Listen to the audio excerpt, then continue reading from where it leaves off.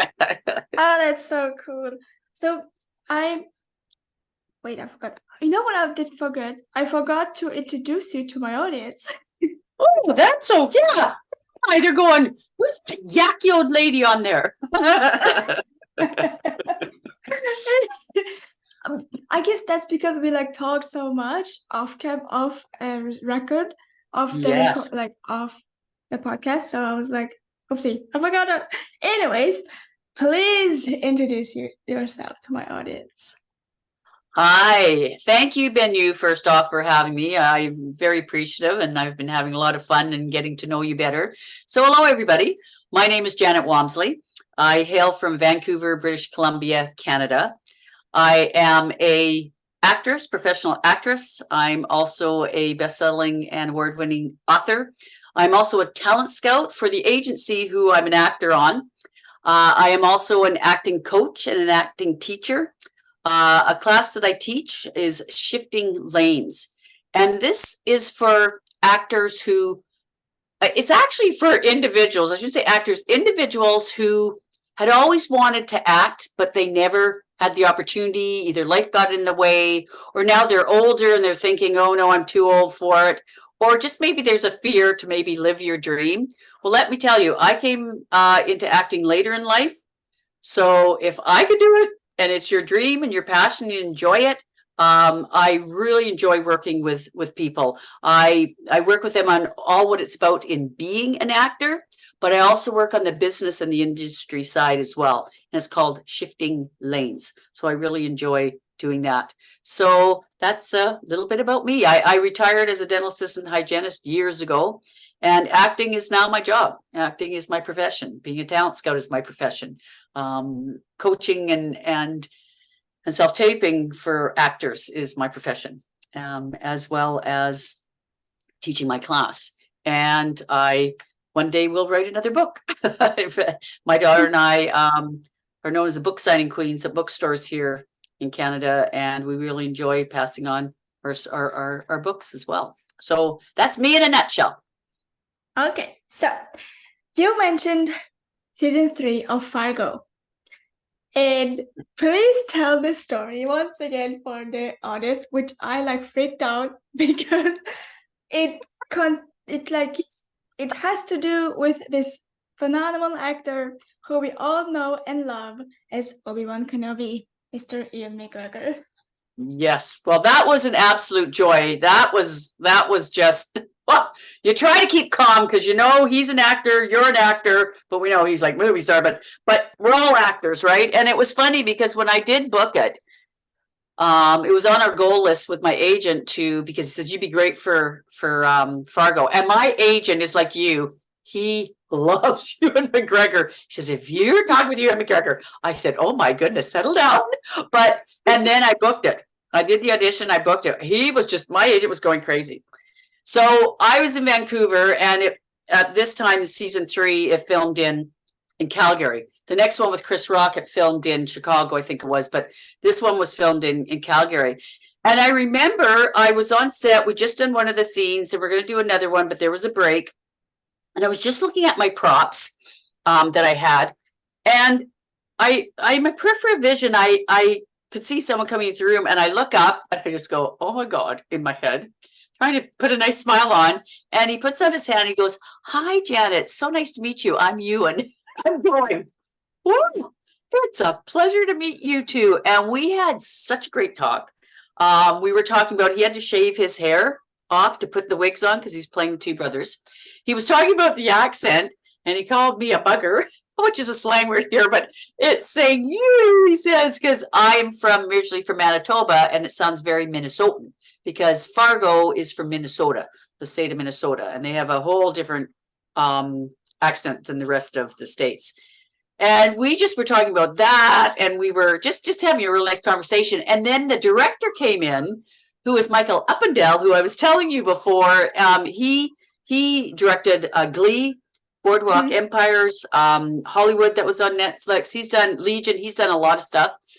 And he said, Jan, we're just going to get Ewan to go do this other scene first. And he says, that's okay. And I said, oh, yeah. and then Ewan looks and goes, yeah, come on, Janet, come with me. You can watch and see what's going on, and you can tell me if I did it good or not. And I'm just going, what? But he was joking, but for him to say that, I'm going, seriously? And then, and it's funny. So I'm, running after him and going to the other set area where they're doing it, and just had a really good time. And I remember my girlfriends, oh my goodness, is he as good looking in person as he is on screen? And I'm going, yes, he's very nice looking, but we just got along and talking with each other, so it was kind of funny when they asked me that. So yeah, so it was a real pleasure, and not only working, and talking in that with you, but for me, it was working with Michael Uppendale too. Like, I'd have heard of Michael, and I know it's the other stuff that he'd done, and I remember him calling me up and saying, Janet, we really liked your audition and what you did with the scene. He said, so much so we want to give you another scene. And I'm going, what? So it was, it was, like I said to you today, if I didn't do anything else after this, I don't care, because you would be fine. Yeah, I would be fine. Everything would be okay. But I got to say, I have done a lot of stuff after that. So, but that was a nice highlight. Yeah. And we'll also when we were kind of doing this briefing about this episode, we talked about the WGA strike and now the SAGA strike. And you read this amazing quote by Matt Damon. Yeah. Yeah. Well, Matt Damon had said, because he's very gung-ho for this strike, and that actors should be paid what they should be paid, because what's happening is, like, people like Tom Hanks, Meryl Streep, I mean, they can per se write out any potential shutdown, but still they should be getting what they should be getting. They're actors. That's their job. But what's happening here is a lot of actors need to earn residuals, and residuals is what you make if something you've been on, it's being played on this channel or that channel. So you get residuals for that. But also it's actors who have to work various jobs to stay afloat. If they don't have a recurring role, if they didn't have a lead role or supporting role or principal role, larger roles. And Matt Damon said this, and this was at the Oppenheimer press event. He said, there's money being made, of course, we know, by the big shots, the big production companies, he said, and it needs to be allocated in a way that takes care of people who are on the margins. So it's your everyday actor. It's actors that aren't on a series for 8 years or whatever. It's for actors that aren't get the big roles in movies or reoccurring on series. It's the ones that kind of go from one role to another, and then get residuals from other roles that they've been on. I get residuals from the series Once Upon a Time. Mm-hmm. So I love that series. Yeah, so it's really I know I worked with like the Queen, Regina, and then I also worked with the girl that played the young Snow White, Bailey Madison. Yeah. And I got to know her and her mom really, really well. We used to drive back and forth from set. But it's really important. I mean, there's two big core concerns and reasons why actors, because they just went on strike, just midnight last night. They just went on strike. So today's the first day. And it's compensation, which we just talked about what Matt was saying. But here's a big one. AI, artificial intelligence. It's getting to be really, really scary. And the writers are the same. They have, similar, core concerns, which is compensation, but it's a lot more complex for writers, but they also are worried about AI.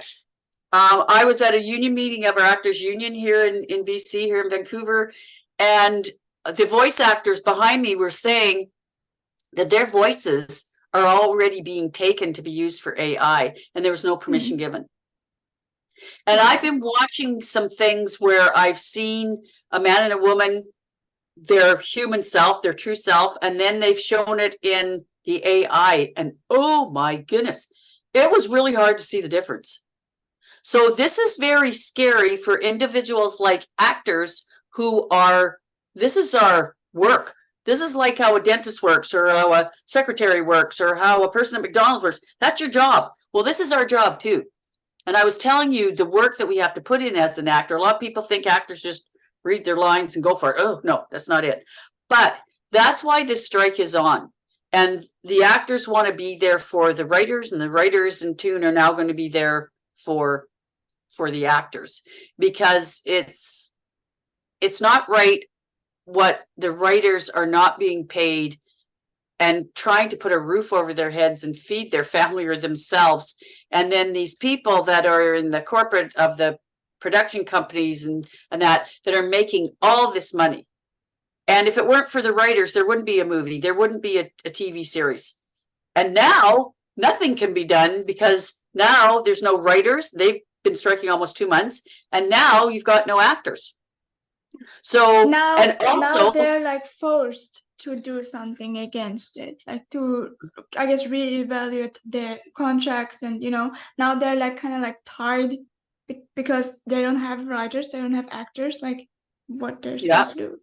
And like no actors can go, like the actors from Oppenheimer, they couldn't go to where they all stand and talk in front of groups of people at events. They can't do that. Premieres can't be done anymore because they have to go now on the picket line. And it's not also, it's everybody in the field. It's not just actors and writers. It's all the crew. It's the grip people. It's the boom people. It's the hair makeup people. It's the catering people. Everybody's losing on this. And also, I remember explaining to you, it's the audience, because now you're going to get repeats, or you're going to get the reality shows, or you're going to get stuff like, there's things like, I really want to see the series Bad Sisters. It's not coming out now because of this. Blade, a lot of people want to see Blade. It's not coming out. There's a lot of certain shows that can't be shown now. And there's a TV series that I'm being looked into for a role. But it's all stopped, because now the actors that are in it too, that are, belong to SAG and all that, they can't work in it. So everything's shut off, everything stopped. And there's not going to be an easy, quick Band-Aid onto this. This Band-Aid's been ripped off. They want action. Writers and actors want action, and they deserve it. But I feel sometimes actors are paid a lot, but there's also a lot that goes into doing a role and being on set. And lots of times you take time, you have to take time away from your family, which can cause a lot of issues within the family unit. So there's a lot that goes with this. Yeah. But it's necessary. Like now it's the time. Now it's the time, I think. They're like realizing, these big studios are realizing, okay, like we have to do something. Otherwise we will be stranded. Yeah. Well, and if AI comes about, actors, they're gonna replace actors. They're gonna replace voiceover actors. It's gonna replace a lot. Even writers are worried about this. They're worried because AI can just write stuff. So they're worried about this. It's taking from, as much as technology is cool. I'm 67, so I'm old school away, but I'm also become very technically knowledgeable as well. I've had to, but it's the fact that got to be careful how far some of this technology is taken, because there's like 160,000 actors from SAG that have gone on strike. You got tons of actors in Canada, and it's the whole world that gets affected. It's every actor in the world, and I don't know. I don't want to watch an AI actor. I want to watch a true blue human form actor. You know what I'm saying?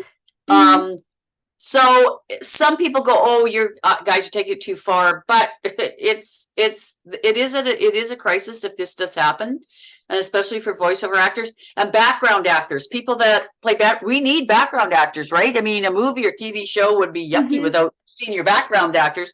But the thing is, background with AI could just poof. It could just knock them all. And I know a lot of background actors, it's their income. That's their living. That's what they do. So, yeah. So it is scary in a way, but it needs to be done. I mean, they can't keep using and abusing writers and actors like this. And especially writers. Writers really, for me, really more in with the writers because their Me workload too. has decreased, right? It's decreased. And their shows, like we were talking about, are running 8 to 10 episodes. So it's a far cry from the era when all shows were on networks. And this was meaning like 9 months of steady employment. But now that's not there. And they have to string along smaller jobs and hopefully get the writing position to put food on their table. So they're suffering and they're getting paid peanuts. And that's just an expression. They're not getting paid. That's just sad. Like I said earlier, like it's so sad to me. Yeah. It's so sad. It's very sad. And it's not fair. It's abusive. It's so unfair. But I hope I don't really care how long this will take. I just want them to like finally, you know, be seen as equals. Yeah. Well, there's got to be some resolution there. I mean, these greedy people at the top need to really look. You can't produce a show. You can't produce a movie without a writer. Yeah, they're taking a big part of the whole entity of it all. Producers, yes, you have the money, but if you don't have something written, and actors, we can't act, we can't be if we don't have sides and scripts in front of us, you know. So they should be paid accordingly. And I don't even think they're asking for the moon. They're just they're not. They're to just be paid what they should be. Yeah, they're just asking for the bare minimum, even you know, less than that. Like they're not saying, oh, like I want this and this and this and that. No, I just want this and I just want to make ends meet. Like I said earlier, like that's bare minimum. Yeah. Well, they should be paid for what they do. Okay, they should be paid for what they do. And this is a long time coming because they've never, ever been paid for everything that they do. And they work long hours and they work hard. Same with actors. Actors work longer. I remember one of the scenes I did on Once Upon a Time. I left at 3:30 in the morning from my home. Okay. I got to the set, the area where I was to be, and then they drove me to where we were actually filming. I did not get home till 2:30 in the morning the following day. Wow.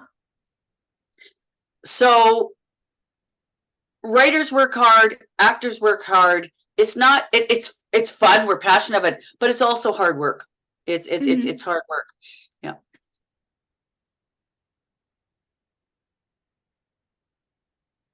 Yeah, like that's insane. Yeah. So that's why. And a lot of people go, oh, we're gonna have to watch reruns. Oh, and I can understand. But the thing is, if you want actors to give quality work, if you want writers to do quality work, then they've got to be given the respect and the wage equivalent to that. You can't keep, you know, with writers, you can't keep giving them the bare minimum of a wage and expect them to be all hours of the night and all hours of the morning and then skip them from job to job and not be paid accordingly. It's just or just like sad it's come this far. Exactly. Or like hope that they won't, like, you know, they won't open their mouths, but now they are, and I'm just so here for it. Like I'm just so happy that's happening. But speaking of the Emmys, we were talking about it. Oh yes. You told me that you were auditioning for The Last of Us. Yes, I did an audition for The Last of Us when it was filming in Calgary. Yeah, I know. I was very close to getting it. Like when you, as an actor, you do the audition, and then if they're thinking of you, you go shortlisted. And then if they're really thinking of you and some other actors, you go on hold. And then when you get on pinned, that's something I've been pinned for a lot of stuff. I've booked stuff, but I've also been pinned for a lot of stuff, which is good. That's a really good sign for an actor. It's like a win, so to speak. Okay. But I was very close with The Last of Us. And now I'm really excited because The Last of Us filmed in Calgary, which is in Alberta in Canada, but now it's coming here to Vancouver. So I'm saying to my agent, book me for any, I don't even care, because she always wants me to do the lead supporting principal. I said, just book me anything. Like we were talking, I didn't even be a zombie. I even just want to, because it's just such a Oh, I love that series. We couldn't stop binging it. We could not stop watching it. I just love Yeah, it. me too. Like, I told you too, we went to the event where we met mhm, the production designer of The Last of Us too, which was really, really cool. Yeah. yeah, like it's so cool, and I really hope that you will, even if it's for a split second, that I will see you in the Yeah. second season. Well, I'll let you know if I do a zombie. I'm really hoping because most roles I've been going for TV series, though, have been some nice size roles. So I'm really hoping that will, that will happen with this one. The other one was a nice role too. So let's just hope. But I mean, there's a lot of fishes in the sea. And here's another thing that a lot of people don't realize, because my friends, they'll go, how do you do that? How do you go into a audition room where you do all these self tapes and sometimes you book and other times there's like that you don't? I said, you know what? That's part of the profession. That's part of being an actor. But what people don't understand is you could have done, and this happens because I met and worked with Paul Weber. Paul Weber is MGM production Mhm. company, which does a lot of movies in LA. Yeah. And you could do the best audition, and this has happened to me. But, and this is true, if you don't have the right hair color, the right hair color, eye color, your tone of voice, your physical look, that can stop you from getting a role. I was one Wow. role, and it was for a movie, and the Mhm. casting director wanted me, the director wanted me, and the producer goes, "Yeah, Janet gave the best audition. Love Janet. Seen other stuff. Love, yep, gave the best audition." And then I took this as a compliment, but he said, "But we want someone who's," and I don't like to say it like this, but this is what he said: someone who's fat, someone who's very Oh, big, and someone who's very wrinkled and worn in the face. oh my So God. my director said, which I can understand, that's what he wanted for that role. That's what his persona was. Which I get, okay. It was like that girl in Leonardo DiCaprio and Johnny Depp were in it. The Grapes of Something or ever, and I Leonardo know. DiCaprio Yeah, I don't know the played a name, but I know autistic it's. boy, and the mother was very big. Well, this is what they wanted to be in the concept of the story, so I understood. But then the director is kind of having a thing with him. Oh, well, great. I understand that. Janet wouldn't mind putting, I know Janet, she'd put on a fat suit, she'd put on a bigger suit. I don't like to say fat, and she'd get her face all with a lot more wrinkles and Mhm, mhm. stuff. And he goes, I know you really want Janet for the part. We'd love her for the part. She's really an actress. She says, but no, we want a bigger woman and we want more wear and tear in the face. I don't want to have him in a fat suit. I want the real deal. I don't want to have to be putting a bunch of makeup on. I want to see real lines and marks and stuff. So I didn't get it. And so, but see, that's what happens. And he had a guy, Paul Weber told me he had a guy that come in for this MGM movie, and he was supposed to go and pick out this fellow, but they wanted to look exactly, they've got a certain, a way or a certain look that they want. And the guy who did a brilliant job didn't quite look like it. That's who he put in front of them. And they said no. They ended up taking a guy who couldn't act out of a wet paper bag. And I can't say what the movie was because he couldn't tell me, but they ended up saying they wish now they had taken that guy because he did such a brilliant job at the audition, but he didn't look like it. But the guy who ended up getting it, they said, oh, we'll coach him, we'll get him going. The movie was a flop. And it happens. He had more stories to tell me, but it happened. So sometimes you can do the best audition, but there's that involved too. And I always take it as this: look, you were asked to audition, you've already won, because there's a lot of other Yeah, actors who yeah, didn't even get the chance to audition. The bonus is booking it, right? That's the exactly. bonus. And look, I've had a lot of auditions that I've done that I've ended up being asked to audition for another role in the same TV series or movie. And also they Mm. remembered me for future stuff that they're casting. That happens too. Oh, I booked a role. I didn't even have to audition because they showed the producer my audition from something else they did. So oh, okay. that's it. The acting world can be a very fickle, very doggy up and down at times. Because there are times when you're just flowing and you're just booking and things are going. And then there are times where it's just, a little bit more dull and, but that's where you have to have a very healthy mental and physical mindset. And and being of yourself, because you never know when your next check is going to come in. It all depends what you book. So yeah. So we talked about like about a TV show we were both watching, which was The Crowded Room. And I don't like spoiler anything, but I just want to like jump to another TV show. Well, it's not a TV show, but it's kind of like a TV show, and that's your project, School for Spirits, if I'm not mistaken, or of Spirits. Oh yes, School Spirits. Yes, I just had a small role in that, but it was still a lot of fun. I'm in the last episode of the first season. My nephew saw me. He lives in another province here in Canada. He goes, Janet, I was shocked. He says, I didn't know you were in it. He says, and there you were in the episode with Peyton List. Peyton List, she's the character. And I said, yeah. I said, we had so much fun. See, now we were on there for quite a while too. Just that scene that I did with her. Peyton is lovely. She's the lead in it, right? She plays Maggie, who ends up plays Janet. And she is just a joy. And her and I got along so well. And the director, a female director, she was so lovely too. I think Sharon was her name. She says, I want to work with you again. I said, I want to work with you again. But Peyton and I got really into talking because Peyton has a twin brother. Oh, and I didn't know we were that. having breaks in between. I was telling her that I found out I had a twin brother, but I didn't find out till I was 60 years old. Oh. So we got into a really huge conversation about that, and we just had fun. We were laughing. She's just a joy, very talented actress, and really nice personality. So School Spirits was a real joy to be on. Yeah, it's a good series. If people haven't watched, it's a good series. I think it can be kind of, it's more for, I think, the younger generation. Yeah, but the older generation can get into it if they like that kind of thing. I haven't watched it yet, but I heard that, and I'll watch it, of course. Now you're on the show, so I have to watch it.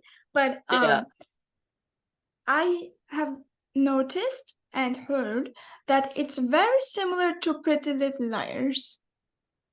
Yes, it's kind of got that same sort of vibe or tone in the type of personalities that are the lead and the supporting characters. It's kind of got that bit of a vibe with it, a parallel to it. I find a lot of these CW shows and certain series like Riverdale, Nancy Drew, all those type, they have that vibe in it. It's a little bit like so do you think psychological thriller to, it's got there's a whole different sort of ball games with them all, but they're all sort of in that CW type of genre. Yeah.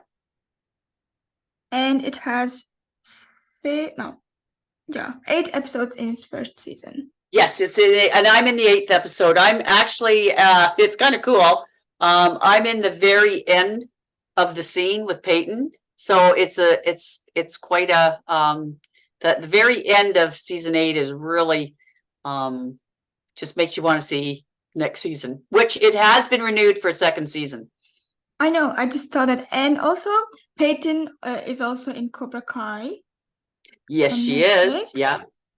And she's also in a movie that I auditioned for, that I was pinned for, but she's also in a movie that's coming out, and it's kind of spooky. It's not horror, but it's kind of a spooky sort of psychological one there too. She's also in that. That should be coming out soon. I can't remember the name of it though. I think the name is The Inheritance. Could be, because it's it could be Inheritance, and I think that. Trying to think if it was Inheritance. I can't remember, because that was a while ago. That was a couple of years ago, that one, and it's just coming out. Well, don't know if it'll be coming out now with everything going on, but yeah. And but she's a joy. She's an absolute joy. Yeah, School Spirits is on Paramount Plus if you guys want to watch it. Yeah, it's on Paramount Plus. I would highly recommend watching it. I think young people would really enjoy it. Well, I think all ages would, depending on what kind of a genre you like. Yeah. But it is very well done. Very well done. We were talking about the Dark Knight scene, which I told you that with Bane in this stadium, which was burned into my brain. Were there a scene of a movie or TV show where you had the same feeling? Oh my God.